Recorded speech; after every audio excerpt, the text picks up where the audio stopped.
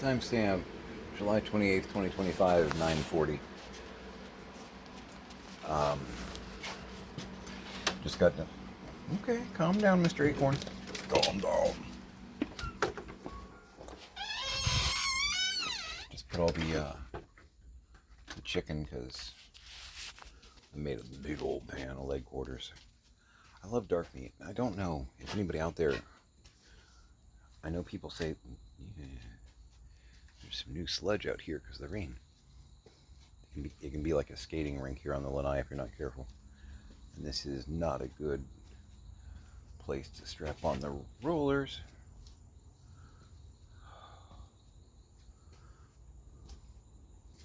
I've never skateboarded. Full disclosure. Ooh, holy cats. That was almost bad. When I was 16, my girlfriend at the time was a bit of a tomboy. I like tomboys, I always have. And she decided that she was going to teach me how to skateboard. And in my first skateboarding lesson, she fell off her own skateboard and broke her arm. And thus ended my lessons. And any desire to learn how to skateboard. When your instructor injures themselves while teaching you, we're off to a bad start. Maybe I'll just sit down. Ooh. Buddy! Scrappy's way off course.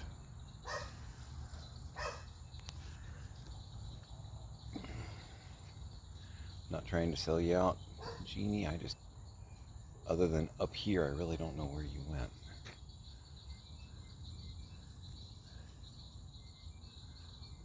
Scrappy's 50 feet away, wherever you are. You're fine. You're doing great, buddy. You'll find that rabbit. Yeah, you got this. You don't got this. But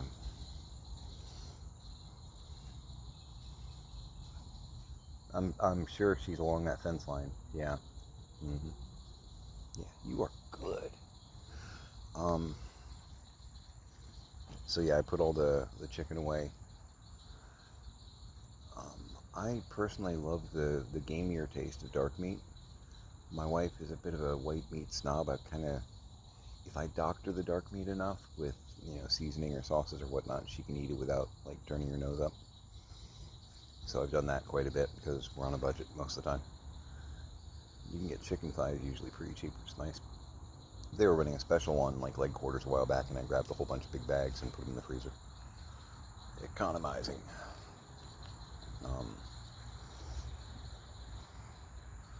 One of the best investments you can make if you're on a budget is to spend that little bit of money for a good sized, like, reach-in freezer, like a good chest freezer or like an upright.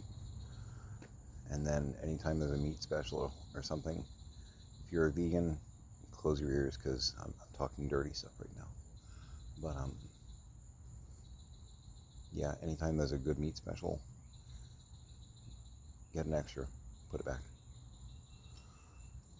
You'll be amazed how 6 months later you're like, man, I'm good, I'm stocked. You gotta be tactical. But yeah, I had like 3 leg quarters, and a couple of them were like mutant leg quarters. Put them in Ziploc baggies. You're doing great, buddy. Yep, you're so warm right now. 50 feet away. Put them in gallon bags, put them in the fridge for later. Tiny loves meat, but won't do meat if it's attached to bones. So for her plate tonight, I stripped out 2 leg quarters, all the big chunkies. We had the potatoes and the corn. It was good. It was real good. But there was still a fair amount of meat on the 2 leg quarters because it was kind of a rush job. So I pulled all that off and put it in small Tupperware. I get the I've got a whole bunch of them in the cabinet. I probably showed you before, but it's probably been months. Um, I'm used to seeing them from like Chinese restaurants, Chinese takeout. They're the tall, thin, like spherical, or not spherical, cylindrical, that's the word I'm looking for, stuff that they put like soup in. They're durable as hell. They can go through the dishwasher, top rack, and they just last forever. And there are some vendors that have sold them on Amazon before, and I've grabbed a couple, like, 50 in a set kind of lots. And I use those all the time. They're real stackable. And they've got the ones... Bunny.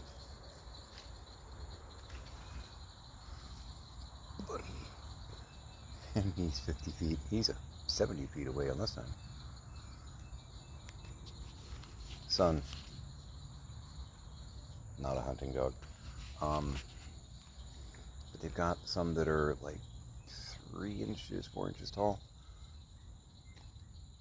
They're probably like half pint to a pint. And then they've got ones that are about twice as tall. I don't know, 20 ounces, 24 ounces. And they're just really good for leftovers. They're real solid again. Usually they're the kind of grade of plastic where they don't bleed plastic into your food. Apparently that's a thing. But yeah, I stripped out the other 2 leg quarters for Tiny for later and put them in what I call one of the short Chinese. A little bit of corn left over, put that in the short Chinese. So there's food and snackage for tomorrow. Perhaps my middle child will come with my wife tomorrow, because they are very much as much a carnivore as I am. So I have a feeling they will open the fridge and go, ooh, leg quarter. Nom, nom, nom. Which is cool. I'm trying to make sure everybody eats. Trying to make sure everybody's taken care of in general. Including my dad.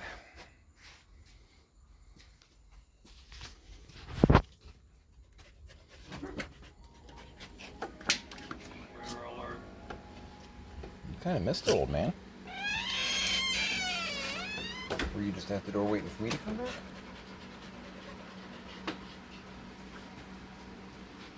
I mean, that's sweet if you were, but I'd love it if you actually went outside instead of using... The old man uses the garage floor when he doesn't feel like going out. And Tanner, the 10-year-old, because trip hazard here is 12 or 13. Tanner's 10 or 11. He prefers to use the living room floor. Most of that stems from the fact that this bag does not want you to have a cookie. Can you believe it? Alright, go. Old man, you didn't go out. You didn't go out. I know, give me sad eyes.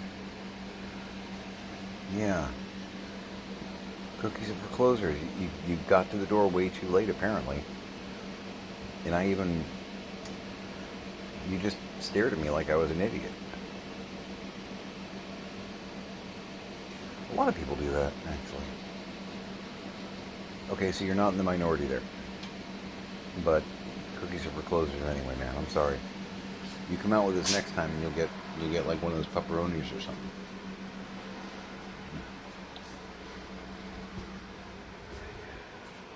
Give me sad eyes. Which I almost said that in a Ben Stein voice. Sad eyes. Dry eyes.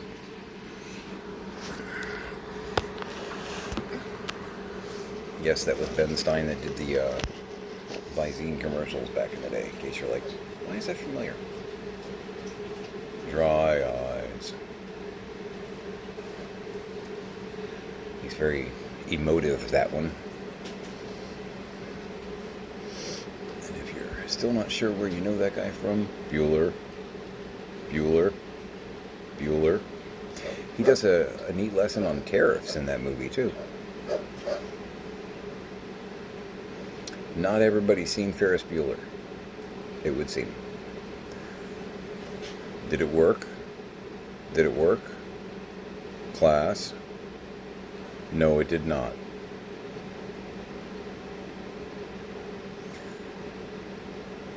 So yeah, hopefully we'll get the rest of that stuff done tomorrow.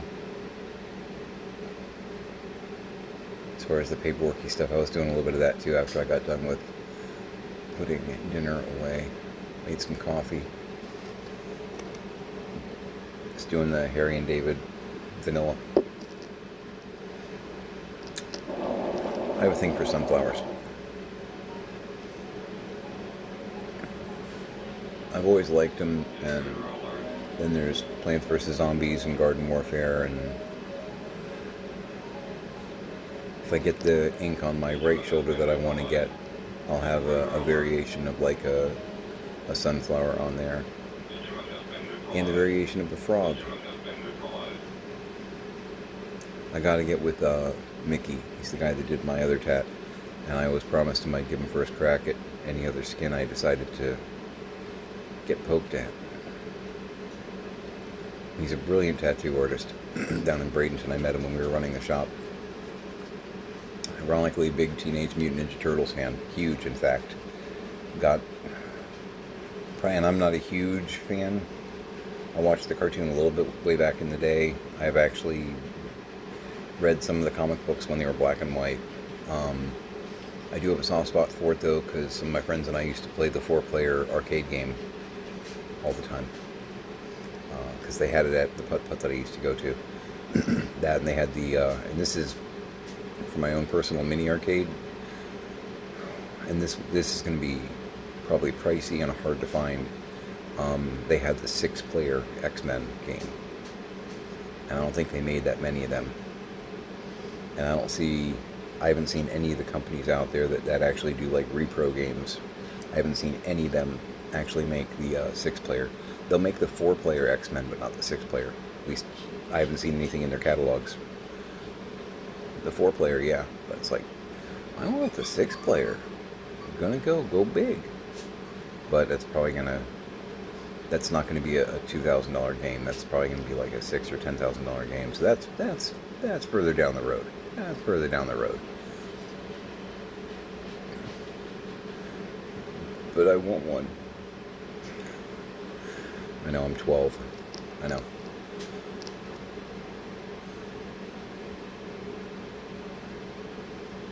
But yeah, what I have in mind for the tat over here, I need to get with Mickey, because as is the case with many tattoo artists, he's also a very good artist. And I need to actually like sit down with him, or even like conference call and say, this is what I'm looking for. And I'm willing to bet one of his first drafts, he's going to nail it. He's going to nail it.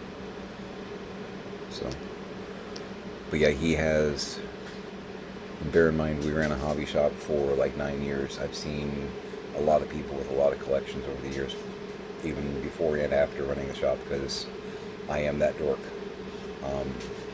He has the most impressive TMNT action figure collection I've ever seen. Just damn, dude. Now, I'm not big in TMNT or whatnot. They did do a line of the turtles in like NASA spacesuits. Those are pretty cool to me, just because I'm a huge NASA space exploration. When the other kids had, what was it, Hope Marie Carlton? She was the like pinup, Dallas Cowboy cheerleaders. Try and push all 8 syllables into a 3-syllable word. Ready, go. But Dallas Cowboy cheerleaders were a big deal in the like 70s, 80s. A lot of dudes had posters of them on their wall, or Lamborghinis or Ferraris or whatever. I had sci-fi movie posters and TV shows, and astronomy posters, and sometimes newspaper clippings, like front page like Space Shuttle news. I'd have that on my wall for a while until something else came out, and then I'd put that on there. New footage of Jupiter. It's on my wall. because I'm that dork. I make no apologies. I'm okay with me. I am. Do I have issues? Yeah. Am I trying to fix them? Yeah. Am I happy with the rest of it? Yeah. Self-confidence. It's like the key to everything. You can knock on doors that other people have to kick.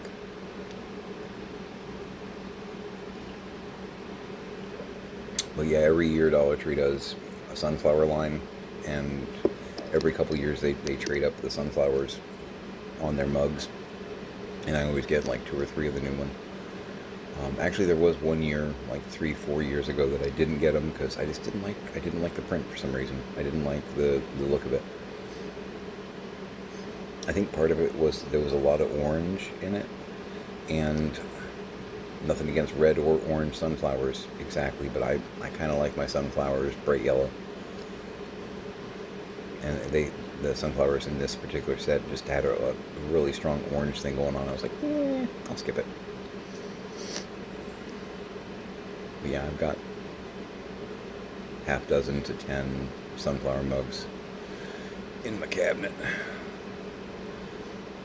And then there's that compliment I got playing Garden Warfare where somebody called me a vicious little sunflower. I'm pretty okay with that. So, badge of honor. Because I am a vicious little sunflower. I like to consider myself something of a healer, but if I have to shoot you in the face to protect my friends, I will. That's pretty much how that whole tournament ran. It was me healing people and shooting things much bigger than me in the face. It was fun. But I'm gonna probably go through some more papers.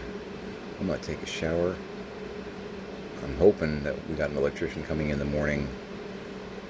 I know that the gang from the septic company is supposed to come and remove our BMX course that's in the front yard.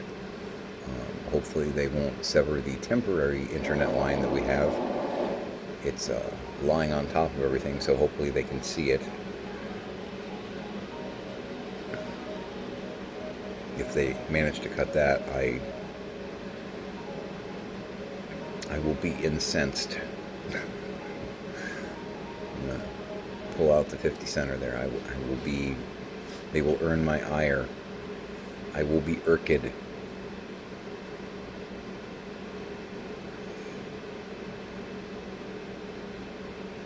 And I will recommend them for some form of new employment and call their boss to reinforce the idea.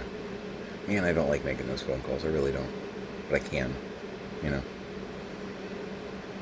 So, but yeah, I want to get to bed early-ish. It's right at 10 o'clock now. Grab a shower, because I might have every contractor in Pasco County in my front yard at sunrise. I have no idea what to expect. Now, I'm counting on the idea that they might show up, but I did raise a little bit of hell, and the sales guy, Troy, was like, I am so sorry this happened. I'm going to get people out there. We dropped the ball. I am so sorry. It's like,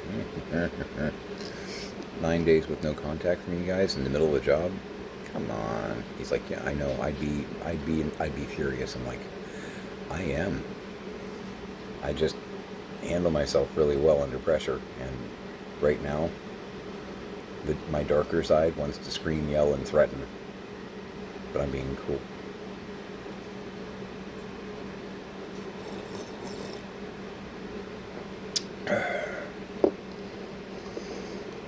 You won't like me when I'm hungry.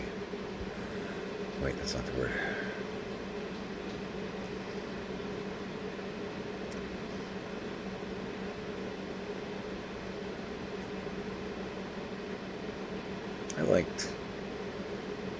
I liked Ed Norton's Bruce. I thought it was pretty good. Nothing against Ruffalo, because he's also good, but I think the one thing I really, really liked about Ed Norton is the contrast, because he's kind of a little guy-ish, really easy to get pushed around. You would think, bully magnet kind of thing. The idea that he's got that beast inside him. Plus, he's just top shelf actor. But anyway, see, I heard he was a pain to work with. You know, the Hollywood murmurs and whispers in the dark. I heard he was a pain to work with, but I've also heard that he's a huge Hulk fan, which kind of makes me wonder if there were things in the script that he read and he went, no, this isn't how, this works, or, Bruce Banner would never say that. That's not who the guy is. And if that's how he became a pain to work with, because he was, familiar with the source material, he was kind of demanding purity of content. I don't know. It'd be like hiring me for Strange New Worlds. I'm going to read some scripts here and there, as I've discussed, and been like, no, wait a minute. In Turnabout Intruder in season 3 of the original series, this happened, I'd be that guy. And they'd probably be like, okay, this Mark Wolfking guy, don't have him back next season. Just don't. Let's write him out. He gets transferred to Starbase 10, never to be seen again. We'll mention it, hey, where's this guy? Oh, he got transferred. And that's the end of it. Don't bring him back.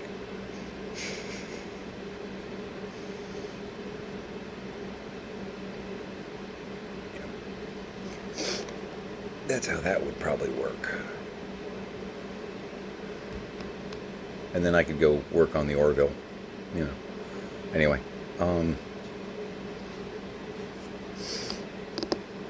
yeah, I'm going to call it there. All right. Make it a great day.